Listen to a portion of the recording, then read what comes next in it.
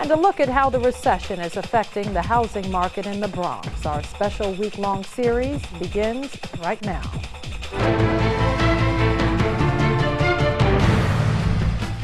And in spite of the recession, there's plenty of affordable housing in this section of the Bronx. A special report is coming up. Over the last several months, we've been taking an expanded look at the effects of the recession on neighborhoods around the city. This week, we conclude the series with a number of stories related to communities in the Bronx. Our borough reporter, Dean Meminger, looks at the fate of a number of recently built homes in Baychester. House after house after house going up in the Baychester section of the Bronx. Despite an economic slowdown nationally, developers are continuing to build here, often with the help of the Community Preservation Corporation, a private not-for-profit that gives loans to small developers to help build affordable neighborhoods.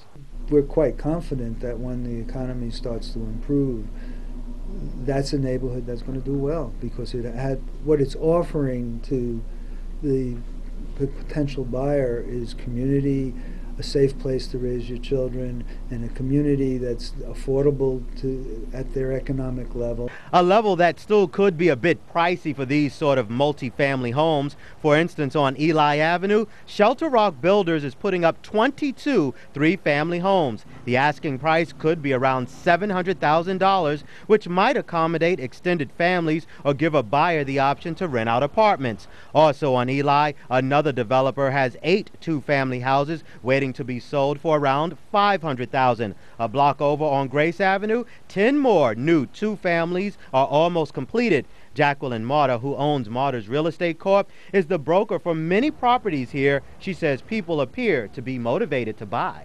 Actually, it's not a secret that this is a buyer's market. Developers and sellers in general, they are adjusting their selling prices. And that means that now buyers, according to what I have seen, they are taking more respect for their finances. As a result of that, I believe we have touched the bottom of this crisis. This area of the Northeast Bronx is very popular with home buyers because there are already plenty of private homes here. Many of the blocks are tree-lined and extremely quiet. As a buyer, I have to look at it myself. I will consider that I'm going to be in a very good area. I mean, where I can grow as a homeowner with my family. But with 40 new 2- and 3-family homes going on the market right across from each other, can all of these houses really be sold when it's time for families to get bank loans? Actually, developers are concerned about that and have come up with a plan to sell for a lot less. I'll take a look at that tomorrow. In the Bronx, Dean Meminger, New York 1.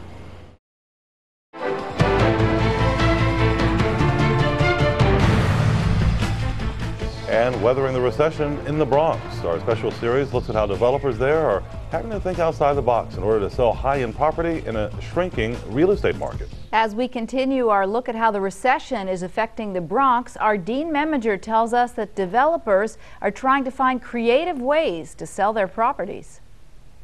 If developers in the Baychester section could get their wish list, they'd like to sell these 3-family houses on Eli Avenue for about $700,000. These 2 families for more than $500,000. But in this economy, it's only a wish. Right now, that market has dried up because there's a lack of financing available for them to purchase those homes. And that's a problem, especially for the 3-family homes. The Community Preservation Corporation, or CPC, which supplies loans to small developers, says banks are not backing so-called jumbo mortgages anymore, which in this case would mean more than $600,000. But in order to make a sale, developers have turned to another option in which to market these 22 new properties in the Northeast Bronx. Instead of selling 22 3-family homes, we now have 66 apartments, which we can work with him to have him sell as condominiums to the extent that the market will carry it. In the face of falling home prices, separate condo sales might be a more practical way for a developer to minimize losses. The asking price for the condos is expected to be between $200,000 and $250,000. One of the real estate brokers for the property says everything is on the table with the goal of getting the homes occupied. There are several ways that a property can be sold. It could be sold as it is, as a 3-family. They could be sold as condominiums.